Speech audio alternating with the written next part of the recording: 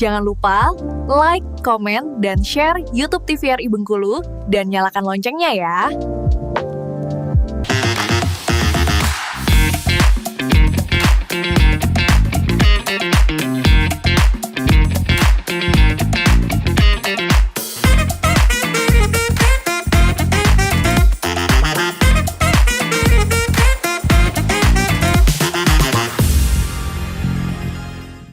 Obrolan pas di sini kita kembali lagi pemirsa Opini, masih bersama dengan Indah Septirisani. Betul. Oke, yang lahir di bulan September. Iya. Karena terlihat dari namanya itu ya. Iya. Ada sep-sepnya. Tahun 90-an kan kayak gitu biasanya, Oh iya Bang. beneran. Nama itu pasti ada unsur-unsur nama orang tua, nama penggabungan orang tua nih. Terus juga dari bulan lahir, ataupun juga dari benda-benda di sekitar yang dilihat sama orang tua. Nggak kayak sekarang ya, nama Betul. anak panjang gitu. Panjang-panjang, terus menggunakan nama-nama campuran Arab, Latin, Meksiko, Uruguay, banyak sekali nih. Dan pemirsa Opini, kita sekarang berada di segmen 3, itu artinya kita akan ngajak Indah untuk challenge bermain games di This or That. Wow. Yes, pemirsa Opini, sekarang kita sudah ada di segmen This or That. Kita akan ngasih pertanyaan dengan Indah, dan pastinya challenge-nya adalah Indah harus menjawab secara cepat. Tentang tepat jawabannya itu tergantung sama Indah sendiri ya. Waduh. Karena kita di sini tidak menuntut tepat, tapi harus cepat ya. Hati-hati jebakan. Oke, ada Sudah berapa siap, nih? Indah? Ada berapa pertanyaan Pertanyaannya di sini sudah disiapkan 27. Wah, 27.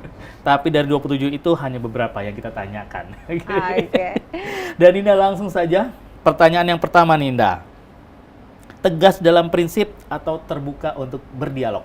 Terbuka untuk berdialog. Oke, apakah karena juga Indah seorang perempuan yang, ya prinsip seorang perempuan hidup mengalir saja, atau memang Indah orangnya hobi berdialog? Terbuka untuk berdialog bukan berarti tidak memiliki prinsip. Karena kalau dengan berdialog itu biasanya kita dapat memecahkan masalah, memecahkan masalah, otomatis kita mendapatkan solusi di balik itu. Betul. Apalagi kalau misalnya dalam rumah tangga juga gitu ya Bang ya, harus benar. berdialog dulu nih. Betul. Jangan Apapun sampai itu. harus dikomunikasikan, karena kalau misalnya setiap masalah itu kan pasti ada solusi di balik itu. Betul, beda jawaban seorang ibu ya.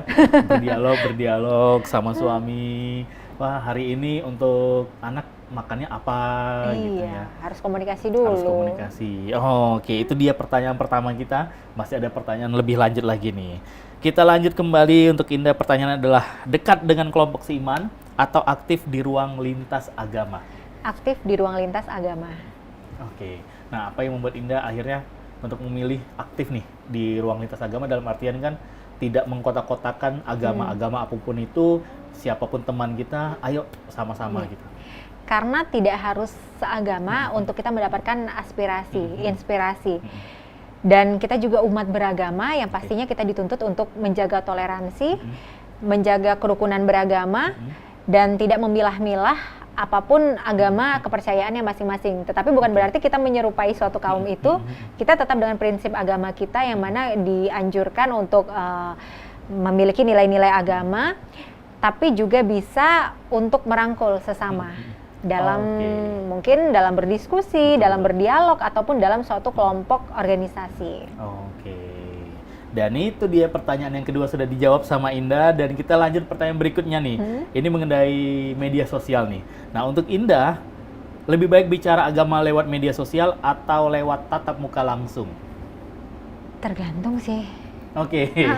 Tergantung. Kalau sekarang era digital lebih ke media sosial ya Bang ya, tapi tidak menutup kemungkinan untuk berdialog secara tatap muka. Kalau secara tatap muka itu kan biasanya mengurangi noise ya, gangguan, dan biasanya mengurangi konflik juga. Kalau melalui media sosial kan biasanya suka ada pro dan kontra juga. Betul. Tapi kalau kita lihat di era digital ini semuanya pada media sosial gitu ya Bang ya. Apalagi dengan sasaran anak-anak muda kan.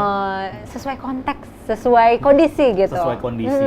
Oke, bisa juga kita lihat sekarang banyak ustadz-ustadz dan juga penceramah yang menggabungkan dua-duanya pada saat ngisi ceramah. Secara langsung TikToknya live juga nih, media sosialnya juga live atau juga aktif. Jadi Indah menjawab untuk memilih secara dua-duanya karena tergantung situasi dan kondisi.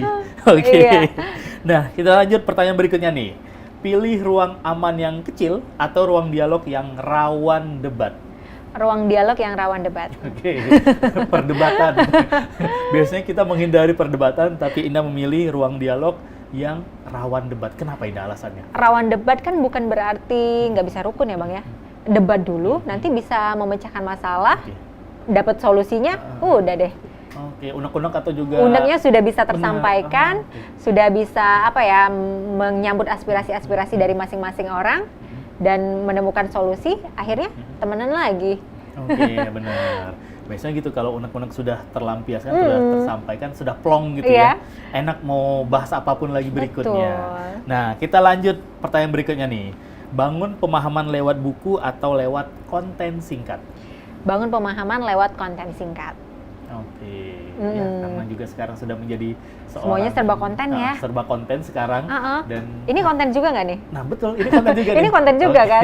Nah, apakah juga karena Indah juga bisa kan ada nih orang-orang yang hobinya menuangkan segala sesuatu di Di buku. tulisan, akhirnya jadi Betul. buku tuh. Nah, kalau Indah ini termasuk juga yang hobi nulis, terus juga dikumpul-kumpulkan jadi buku, atau yang ada ide, konsep, konten gitu?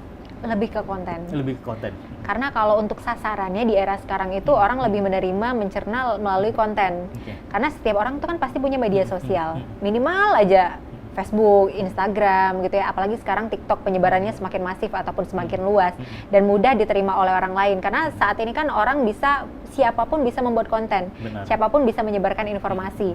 Apalagi generasi Z ataupun Gen Z saat ini kan lebih mencerna pemahaman ataupun edukasi biasanya melalui konten, Oke. melalui video biasanya. Oke, betul. Jadi ya lebih baik lewat konten singkat, sasarannya pun juga akan tepat gitu ya. Karena iya. anak muda kan hobi stalking sosial media nih. Betul. Tapi jangan sampai salah stalking ya. Stalking Stalking mantan, mantan jangan ya. Itu berbahaya. Oke, kita lanjut ke soal berikutnya nih Indah. Lebih susah mengajak generasi muda berpikir terbuka atau mengajak generasi tua untuk mendengar? Lebih susahnya generasi tua untuk mendengar. Oke, kenapa tidak ke anak muda? Karena anak muda itu walaupun mereka lebih apa ya, lebih Rawan, bisa labil dikatakan gitu ya? labil gitu ya. Tapi mereka itu kalau dilihat, mereka itu sudah aware terhadap konten-konten yang hoax. Jadi mereka sudah ada keinginan untuk mencari tahu. Oke. Sedangkan orang tua itu rawan sekali termakan berita-berita hoax. Oke. Tepat Karena sekali. iya termakan berita-berita hoax apalagi lewat grup WhatsApp ya. Kayaknya ini beritanya bener nih sampai emosi gitu, langsung emosi. Tapi kalau anak muda itu biasanya ada literasi digital dulu, tabayun lah mencari tahu dulu setelah mereka mensiarkan ataupun menyebarkan ke orang lain. Benar, kalau orang tua kan begitu ada yang share, wah terjadi ini di sini. Iya, Wah, langsung wah, di-share heboh. lagi gitu ya. Tidak sengaja untuk menyebarkan berita hoax lagi gitu. Oke, nah jadi untuk para orang tua ada baiknya juga untuk diskusi kepada anak-anak muda ya. Ini benar nggak? Ini benar nggak? Iya, gitu ya. makanya. Apalagi penipuan kan banyak orang tua nih yang kena. Oke, nah kalau di rumah Indah sama orang tua juga sering nih orang tua, dah benar nggak berita ini gitu? Suka juga karena udah pernah ketipu, jadi kalau ada apa-apa ini bener nggak nih bener nggak nih gitu ya, karena scam digital kan ngeri ya Bang ya. Benar, betul. Ngeklik link langsung diretas gitu ya. Oke. Sekarang lebih mudah sekali untuk penipuan-penipuan era digital. Oke, jadi untuk para orang tua juga harus hati-hati ya. Dan ini pertanyaan berikutnya nih Indah. Dikritik karena terlalu moderat atau dijauhi karena terlalu kaku? Sulit ini. Sulit. Jangan dijauhin deh. Jangan dijauhin deh. Dikritik karena terlalu moderat atau dijauhi karena Terlalu kaku. terlalu kaku. Pilihannya sulit ini. Kayaknya dikritik karena terlalu moderat deh. Oke. Kalau kaku nanti ya dilihat teman-teman, wah terlalu kaku nih kau nih gitu. Jadi nggak seru nih. Betul. Apalagi tentang obrolan-obrolan seputar agama kan kalau kita terlalu kaku, apalagi sasaran dari teman-teman MMA ini kan anak-anak muda nih. Anak-anak muda. Iya, kayaknya pilihannya di moderat aja deh, dikritik karena moderat. Nah, itulah tadi dari teman-teman MMA ini strateginya adalah ke sosial media dengan membuat konten-konten yang berisi edukasi seputar agama dan juga budaya. Oke, itu dia pemirsa, semua pertanyaan sudah dijawab dengan cepat dari Indah dan pastinya kita akan kembali lagi setelah yang akan lewat berikut ini. Tetap di obrolan pas di sini.